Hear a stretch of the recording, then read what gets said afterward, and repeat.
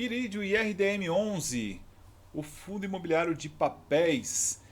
Como o Iridium ganha dinheiro, Léo? Ele investe em certificados de recebíveis imobiliários, os CRIs. Léo, o que são CRIs? O que é esse certificado de recebíveis imobiliários? São dívidas dos compradores que a securitizadora empacota e transforma essas dívidas em títulos de crédito, ou papéis, ou CRIs. E esses CRIs são negociados no mercado. Para ficar mais fácil, eu vou mostrar para vocês aqui um exemplo, tá? Uma construtora lançou e vendeu apartamentos, a maior parte aí parcelado pelos compradores, ao invés da construtora esperar ali anos para receber as parcelas, para depois aí construir ou fazer um novo empreendimento, o que ela faz? Ela contrata uma empresa securitizadora que empacota essas parcelas que vão vencer dos compradores, tá? Aí forma ali os títulos, os CRIs, e antecipa esse pagamento para a construtora dessas parcelas. E aí a construtora vai lá tocar seu projeto, sua obra, tá? Não precisa esperar ali 10, 15, 20, 30 anos para receber as parcelas para depois fazer a obra. Não, ela já vai tocando o barco. Tá, Léo, e essas dívidas que foram empacotadas ali, viraram papéis, né?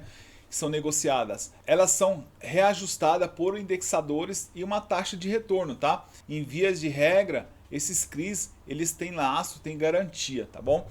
É muito importante a gente ficar de olho nas garantias desses CRIs.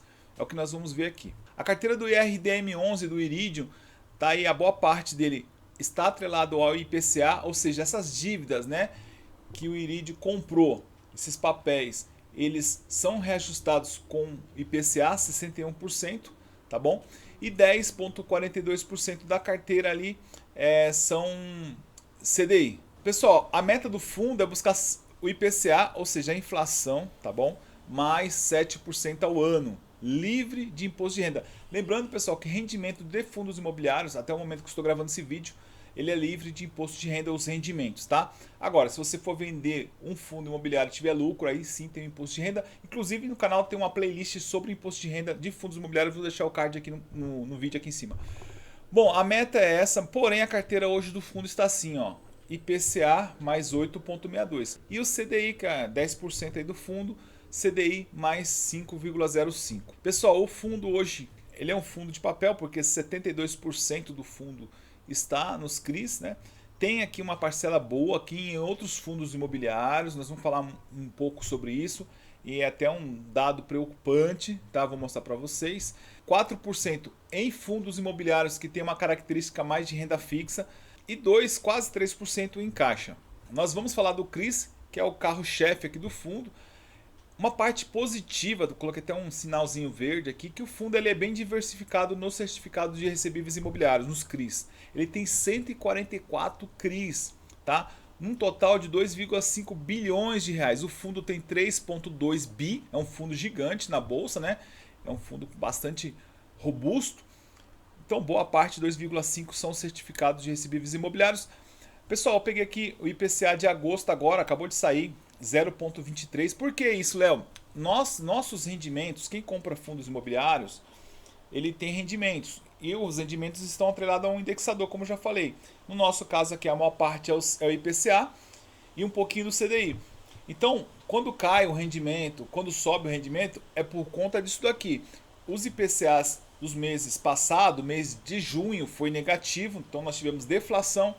O IPCA de junho foi positivo, já um pouquinho, 0,12, e esse mês de agosto praticamente quase que dobrou o IPCA. Então, provavelmente nos próximos meses, aqui tem uma notícia positiva, uma notícia boa, o rendimento do fundo deve melhorar. Eu peguei aqui, pessoal, a taxa de retorno do fundo, dividi por 12 meses, mais o IPCA do mês, tá? Então, ele trouxe de retorno aqui 0,95, muito bom. Já o CDI, nós estamos falando aqui de 1,52, tá? Eu peguei o CDI do mês, peguei a taxa de retorno que o fundo busca, né? Tem, dividi por 12, chegamos em 52. O pessoal se apavora, sai vendendo os fundos imobiliários, principalmente de papéis, que tem o seu indexador atrelado ao IPCA. Porém, eu puxei aqui, pessoal, do IBGE, a gente vai ver desde 94, né? Nós estamos falando de muitos anos aqui, 30 anos praticamente.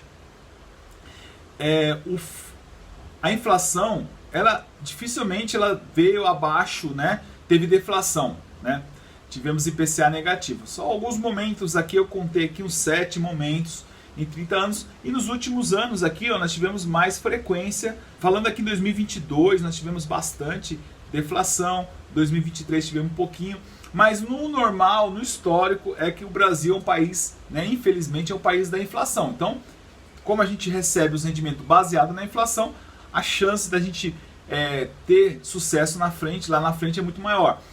Essa é a minha visão. Léo, você tem o Iridium na sua carteira? Tenho o Iridium, tem uma posição até relevante na minha carteira. Você tem o Iridium? Deixa aí nos comentários para eu conhecer os meus sócios, tá? Ainda falando dos CRIs, os 3 maiores ativos do fundo é o Evolua com 81 milhões, 2,49% do PL, do patrimônio líquido do fundo, depois a DASA com 77 milhões, 2,36%, e em terceiro o CRI HGRS com 57 milhões, 1,74% do patrimônio líquido. Vocês vão ver que é um peso pequeno, né? Ele é bem diversificado, como já falamos. A gente tem que ter um ponto de atenção aqui, a questão da inadimplência. A inadimplência junto com a carência, nós estamos falando de 6,67% do patrimônio líquido do fundo, tá? De inadimplência, que é o mais perigoso aqui, né? 0,88, para mim tá ok, né? Mas tem que ficar com atenção. Já em carência, né? Tem muita coisa ali em carência que nós temos que ficar atentos, tá? Acender uma luz amarela aí, tá bom? Sempre que a gente for ver, né, os fundos imobiliários, é interessante ver a questão da inadimplência. Quanto estão pagando, quanto não estão pagando. A diversificação, isso nós já falamos aqui, muito importante. E falando do Evolua aqui, que é a maior posição, 2,49% do fundo, né? Aqui ele fala que é formado pela Greenwell, né? Andrade Gutierrez, outra empresa aqui. Usinas solares de energia renováveis, tá? UFVs. Essa dívida é para fazer o quê? Financiamento da construção de usinas de energia renováveis. Pessoal, o que eu gosto de ver são as garantias, tá? Então aqui ele fala das garantias de todos os recebíveis e ações, equipamentos da usina. Isso aqui eu não gosto muito de equipamentos. E fiança corporativa dos acionistas. Eu gosto de garantias, não estou falando que essa garantia é ruim, mas eu gosto de garantias que estão atreladas a imóveis. Se a pessoa jurídica que não cumprir com o acordo dela, a gente consegue executar essa garantia tem uma coisa mais sólida ali, tá? Não estou falando, aqui tem também, né, equipamentos da usina, eu já não acho legal, tá? Particularmente falando. Então assim, esse tipo de garantia aqui eu não sou muito fã, tá? Não estou falando que é ruim, mas eu não sou muito fã. Em segundo lugar, nós temos aqui a DASA. Fala que a DASA do grupo adquiriu o Hospital da Bahia, que é da família Bueno, que eu não conheço, não sei se é do Galvão Bueno, né? É um dos maiores grupos de saúde do país, possui um rate AAA, isso aqui é bom, tá? Destaquei aqui de azulzinho, muito bom isso aqui. Esse rate, ele avalia o quão bom é o pagador, né? E aqui, ó, que eu gostei também, por fim, conta com um imóvel em garantia. Aqui já tem alguma coisa mais concreta que eu gosto, tá? Eu não conheço esse grupo, não conheço essa família. Se vocês conhecem, quem é da Bahia e puder comentar, ficarei grato. E em terceiro lugar, são unidades residenciais. Aqui ele coloca os bairros, Jardins e Faria Lima, são um dos melhores bairros aqui de São Paulo, tá? Então a localização é boa. Ambos ativos ficam em garantia da operação. Essa parte também, como eu falei, de ter os ativos em garantia ali, os imóveis, eu gosto, tá? Eu precisaria estudar um pouquinho mais essas garantias aqui para ter um pouco mais de tranquilidade. Falando de fundos imobiliários, o fundo está performando muito mal, tá? A gente tem aqui 20% da carteira do fundo, né? uma porcentagem relevante, né?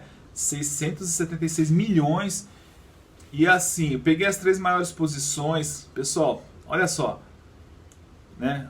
Menos 4%, quase 4% negativo. Aqui, ó, quase 60% do EVA 11, né? Ele comprou por R$101, hoje vale 40. Esse outro fundo também aqui caiu quase 25%. Aí eu trouxe aqui o HCTR só de curiosidade, né? Ele não representa nem 1% do fundo, mas olha só que tombo, né, pessoal?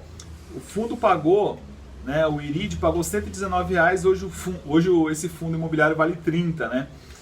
74, quase 75%. Então o que acontece? É um fundo de papel, alocou ali, pegou o recurso do fundo e comprou fundos imobiliários. Léo, você falou lá no vídeo do Max Renda, que não assistiu, vou deixar o card aqui, que essa estratégia muito torce o nariz, e você, no Max Renda lá, você falou que concorda, porque a taxa Selic subiu, os fundos imobiliários caíram, ali o fundo comprou, mas no Max Renda é um caso diferente. O Max Renda ele trabalha com permutas financeiras, tá? É a estratégia do fundo. O fundo precisa de permutas financeiras e os certificados de recebíveis imobiliários.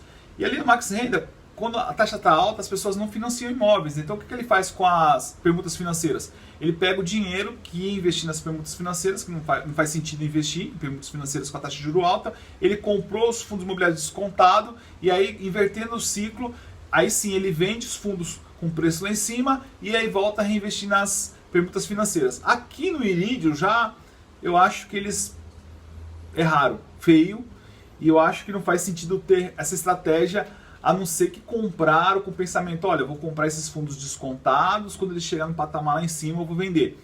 Mas não é o que nós estamos vendo aqui. Ah, Léo, provavelmente os fundos imobiliários vão subir com a taxa Selic caindo, né?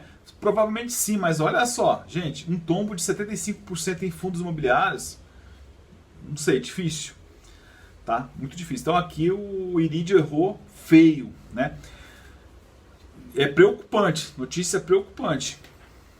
Agora, o Iridium tem aqui outros fundos imobiliários com dinâmica de renda fixa, 4% do fundo. Falando aqui de uns números rapidinho, a receita mensal foi de 32 milhões e pouco, né? Despesa quase 3 milhões de despesas.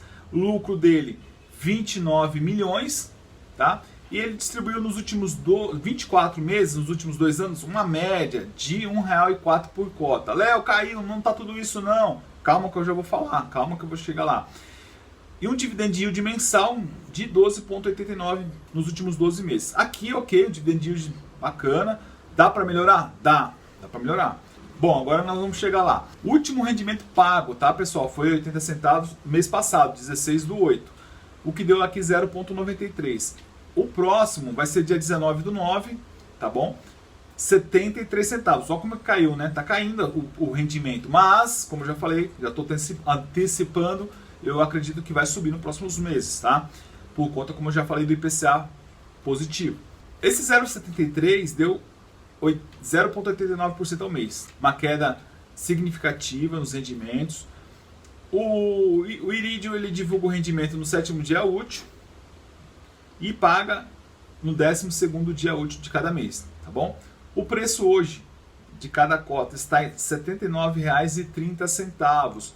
Se a gente pegar o valor patrimonial por cota, que é R$ 89,00, nós podemos dizer que esse preço de 79 está com desconto de 11,43. Então quem busca comprar um fundo imobiliário com desconto, o Iridium está com desconto de 11,43. Léo, é indicação? Não. Léo, é recomendação de compra e venda de Iridium? Também não, pessoal. Só estou trazendo aqui o que eu acho, que eu penso e o estudo que eu tenho, compartilho com vocês, tá? Mas não é indicação, não é recomendação. E o Iridium, pessoal, ele é um fundo de papéis, tem também FIIs, né? Foi fundado em 2018, tem mais de 5 anos de mercado, ainda é um fundo relativamente novo, né? Número de cotistas, 291.384, inclusive eu sou um desses cotistas. Se você também deixa aí nos comentários.